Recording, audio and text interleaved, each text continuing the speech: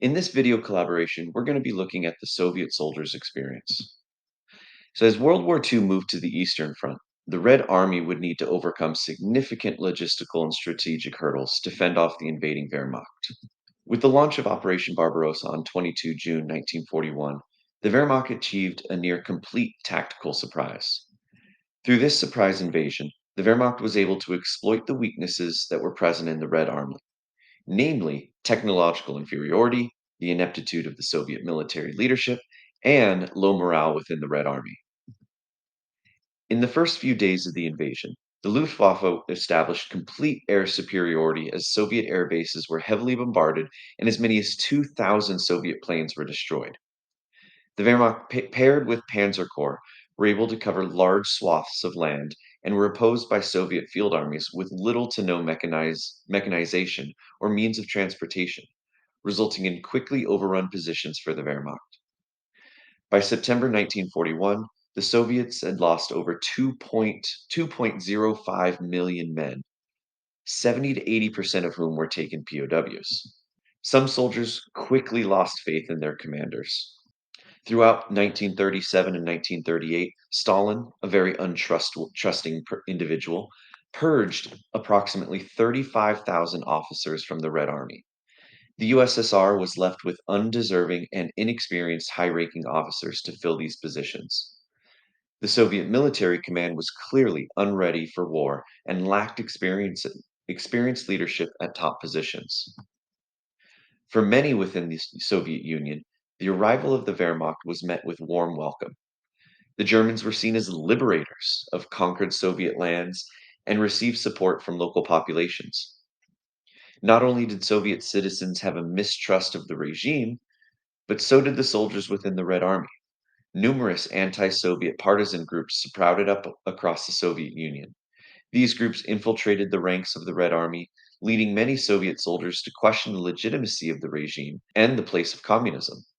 Some Soviet soldiers even became interested in fascism as a potential alternative to Soviet communism. With the encirclements made by the Wehrmacht, mass surrenders and desertions were made by hundreds of thousands of Red Army soldiers.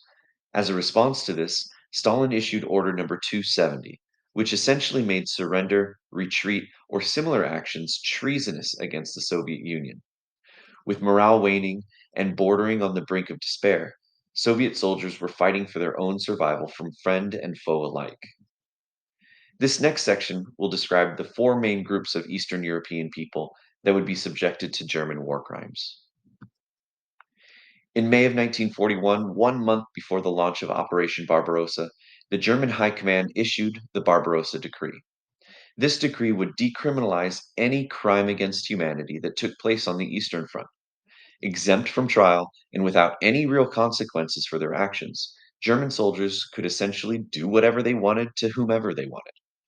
In the next several slides, we'll take a look at what that meant for civilians, POWs, partisans, and Soviet commissars, who received an additional layer of brutality. To quote the Barbarossa Decree, for acts which members of the Wehrmacht or its retinue commit against enemy civilians, there is no compulsion to prosecute, even when the act represents at the same time a military crime or offense. Pictures such as the one seen on the right were commonplace on the Eastern Front. As we saw earlier, staggering numbers of Russians surrendered. Unfortunately, the GHC had no plans or desire to adequately hold the million-plus POWs that it would be taking over the course of the initial invasion. In many cases, as we can see in the picture on the left, POWs were simply shot en masse and buried stacked on top of one another. Those that weren't immediately shot were brought to makeshift POW camps and left to starve. The lucky ones had shelters, albeit without walls. The unlucky would be in camps like that seen in the picture here, with no shelter whatsoever. POWs were fed substitute bread made from wood flour that was less than 5 ounces a day. If a bullet, the elements, or starvation didn't kill them, all of which were common, diseases like typhoid and dysentery would finish the job. Under the Barbarossa Decree, partisans were to be killed on sight.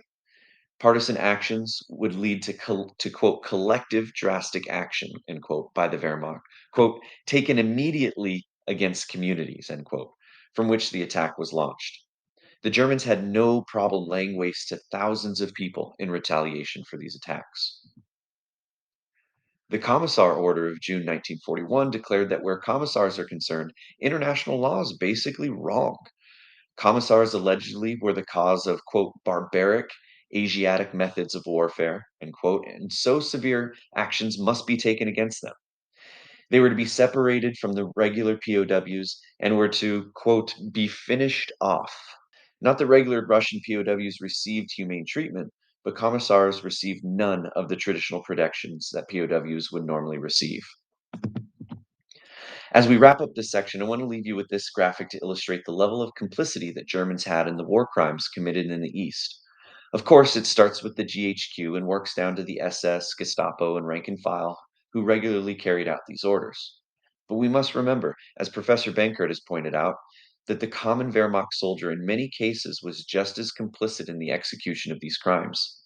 Additionally, we cannot forget about the civilian complicity in both Eastern Europeans as well as Germans. Many served as gunmen during the Holocaust by bullets, while others simply watched as their neighbors were taken away to be killed. They may not have always pulled the trigger, but often aided those that did.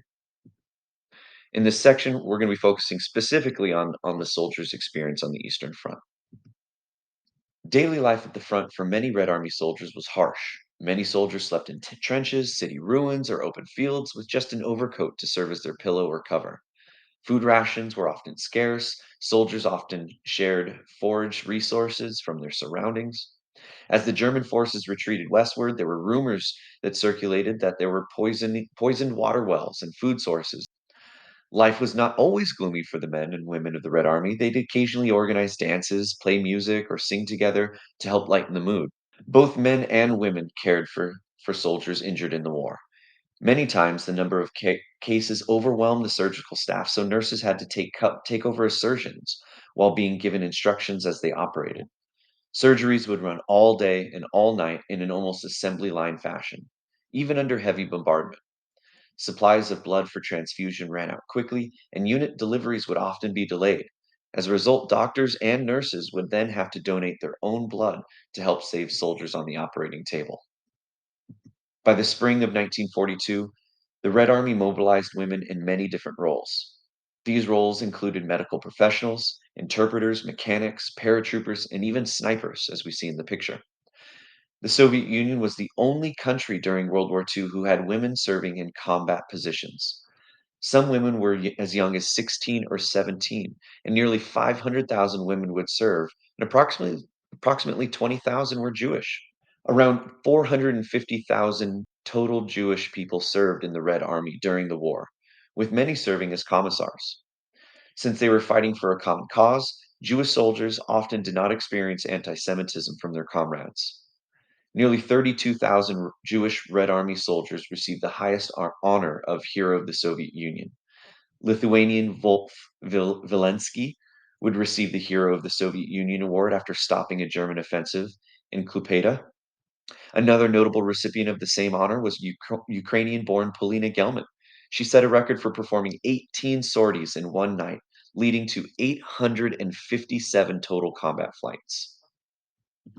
As the Red Army pushed German forces westward, they began to come across areas of what appeared to be mass graves along with several concentration camps. They soon found that the mass graves contained the remains of Jews and other targeted populations. Some soldiers found that in towns they came across, their own families had been murdered and were quite possibly buried in those mass graves. The first camp to be liberated by the Red Army was Majdanek, located in Poland in the summer of 1944, followed by Treblinka. In early 1945, Auschwitz-Birkenau was liberated.